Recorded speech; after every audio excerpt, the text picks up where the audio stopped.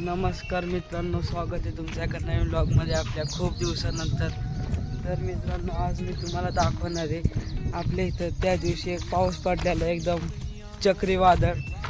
त्याच्यामुळं आपले खांबचे लय नुकसान झाले. तर मी तुम्हाला दाखवते काय काय झालं तसं ते बघू शकता. ही झाडं फिडं पडले बघा. आणि तुम्हाला एक इंटरेस्टिंग गोष्ट दाखवतो. आयो घासा फिसा बसला यायला बघा. हे नवीन खांब टाकलाय एकदम नवीनच कालच. आणि ह्यो बघा खांब अख्खा वाकडा झाला अख्खा. ह्यो बघा आणि ह्यो बघा. तुम्हाला लांबून दाखवतो कसं दिसतात दोघं.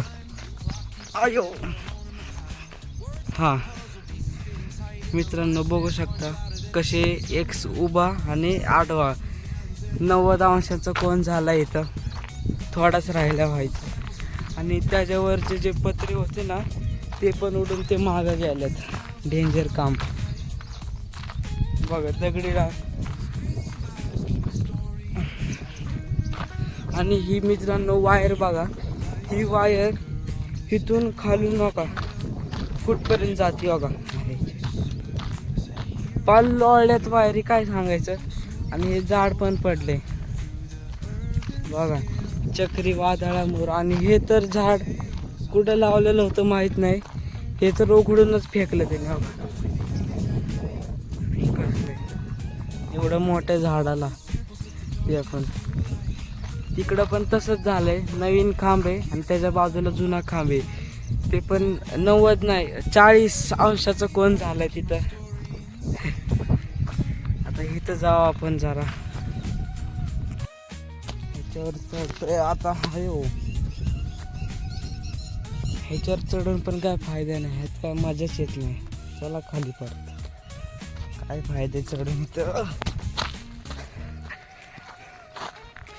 बघा.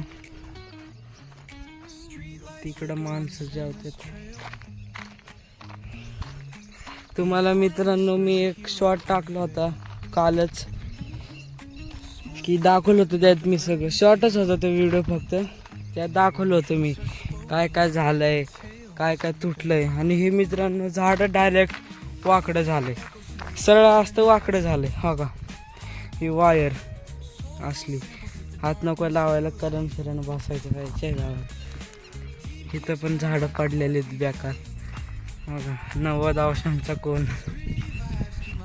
तर मित्रांनो, ब्लॉग आवडला असेल तर लाईक, शेअर, कमेंट, सबस्क्राईब सगळं करून टाकेल सोबत. भेटू पुढच्या ब्लॉगमध्ये. Bye bye.